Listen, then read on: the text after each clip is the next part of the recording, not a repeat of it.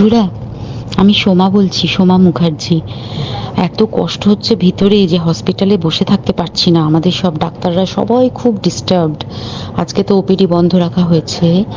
তোরা জানিস সমস্ত ঘটনা শুনলাম, যা যা মানে সত্যিকারের ঘটনা, যেটা আরজি করের ভিতরের যে ডাক্তার তারা তাদের বন্ধু বান্ধব মারফত এটা ছড়িয়ে মানে এসছে আমাদের কাছে।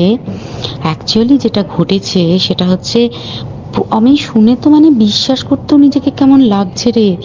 প্রত্যেকটা আমাদের ওয়েস্ট বেঙ্গলের প্রত্যেকটা মেডিকেল কলেজে, বিশেষ করে কলকাতার সরকারি মেডিকেল কলেজগুলোর প্রিন্সিপালরা, ডিপার্টমেন্টাল হেডরা, প্রিন্সিপালরা বিশেষ করে, তারা পাশ করানোর জন্য স্টুডেন্টদের কাছে রীতিমতো টাকা নেয়।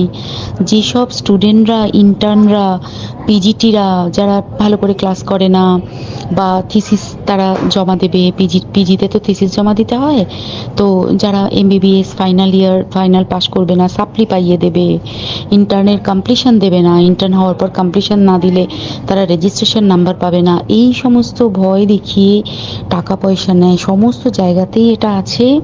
এর মধ্যে সব থেকে নিকৃষ্টের থেকেও নিকৃষ্টতম হচ্ছে সন্দীপ ঘোষ, প্রিন্সিপাল, যে তোর আমাদের কি বলে আরজি কর মেডিকেল কলেজে। সেখানে ভাব যে ওনার একটা বিশাল নেক্সাস ছিল, যাতে উনি বেশ কিছু ইন্টার্ন, হাউস স্টাফ এদেরকে দিয়ে ওই নেক্সাসটা চালাতেন। তারা ওখানে একটা সেক্স র্যাকেট চালাতো, তারা একটা ড্রাগ র্যাকেট চালাতো। ড্রাগ র্যাকেট মানে ওই যে ওটাতে বলেছে না, ড্রাগ মানে শুধু ওই হেরোইন আর ব্রাউন সুগারের ড্রাগ খাওয়া বা মদ খাওয়া নয়। ড্রাগ মানে হচ্ছে যে কম দামি, কম টাকায় যে ওষুধ পাওয়া যায়, যে ওষুধ, ওষুধ না জল ভগবান জানে, সেই ওষুধের মানে কোটি কোটি টাকায় যে টেন্ডার বেরোতো, সেই ওষুধ নিয়ে ওষুধ কোম্পানিগুলোর কাছ থেকে কোটি কোটি টাকা, সেই সমস্ত টাকার একটা বড় অংশ যেত পার্টি ফান্ডে। বুঝতেই পারছিস তাহলে। সেই জন্য পার্টির একদমই কাছের উনি, পার্টির মানে একদম খোদ মানে ওপর লেভেলের একদম আসল জায়গাকার কাছে। তো এবার উনি এই যে নেক্সাসটা চালাতেন, তাতে রীতিমতো কোন ইন্টার্নকে উনি পাশ করাবেন, কোন পিজিটিকে উনি থিসিস কমপ্লিট করাবেন, সেগুলো সব ভয় দেখিয়ে টাকা নিতেন। আর তার হয়ে কাজ করতো ওই ইন্টার্ন হাউস স্টাফের একটা পুরো বড় নেক্সাস।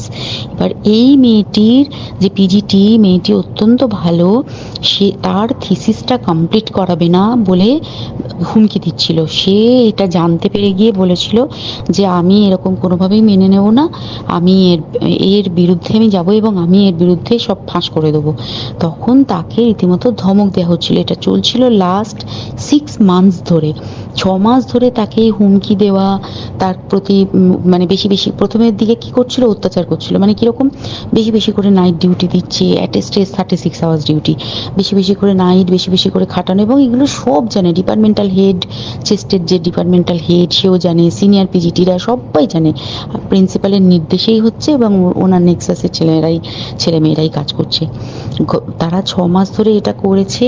করার পরেও যখন ওকে আটকাতে পারেনি, তখন কি করেছে, ওই দিনকে ওরা ঠিক করেছে, যে দিনটাতে এই ঘটনাটা ঘটেছে সেদিন কতখানি প্ল্যান্ড এবং গট আপ গেম দেখ।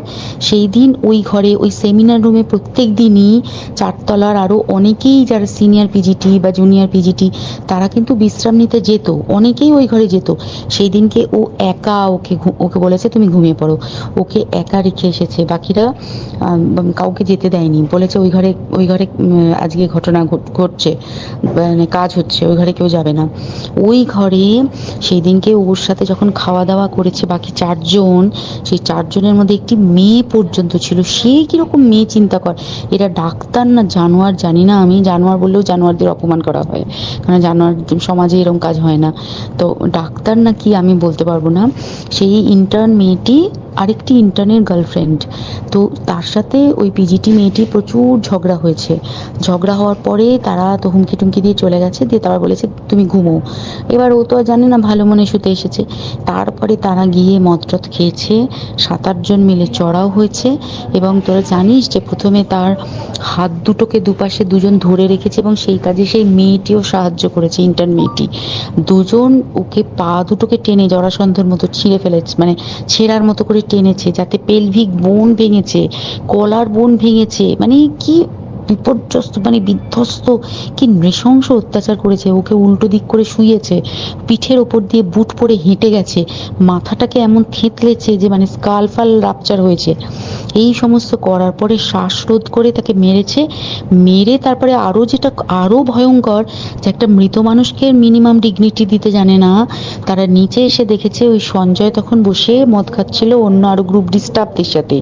সঞ্জয় ছেলেটা হচ্ছে তার কাটা সঞ্জয় বলতো ওরা, ওকে বলে ফল গাই, মানে ওর একটু ওইসব আলুর দোষ আছে। ও যত্রতত্র যখন তখন প্রস্টিটিউট এলাকায় যায়। এবার দেখেছে যে একে দিয়ে যদি একটা রেপ করিয়ে দিতে পারি তাহলে ঘটনার মোড়টা অন্যদিকে ঘুরে যাবে। এইবার ওকে বলেছে, যা সেমিনার রুমে তোর জন্য রেখে এসছি, যা তুই এবার গিয়ে কাজ করে দিয়ে আয়।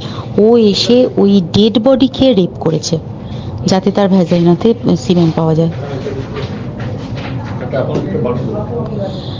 তো এবার এই হচ্ছে, প্লিজ আমি নাম করে ফেললাম সব কিছুই, কতজন আমি যে নামগুলো পাঠিয়েছি এই সব ডাক্তাররা, এরা সব জড়িত জানিস, কিন্তু কেউ কোনো প্রমাণ নেই। প্রমাণ লোপাটের জন্য সেদিনকে ওই ইন্টার্ন এবং ডাক্তাররা যে ওইখানের যে বাথরুমটাতে হাত পা ধুয়েছে, রক্ত ধুয়েছে, সেইটাকে তাড়াতাড়ি প্রমাণ লোপাটের জন্য ওই দেওয়ালকে ভেঙে দিয়ে তার মানে ওই বাথরুমের জায়গাটাকেই ভাঙতে হচ্ছে ওদের। ওখানে নাকি ওরা রুম বানাবে, কালকে দেখেছিস তোরা খবরে।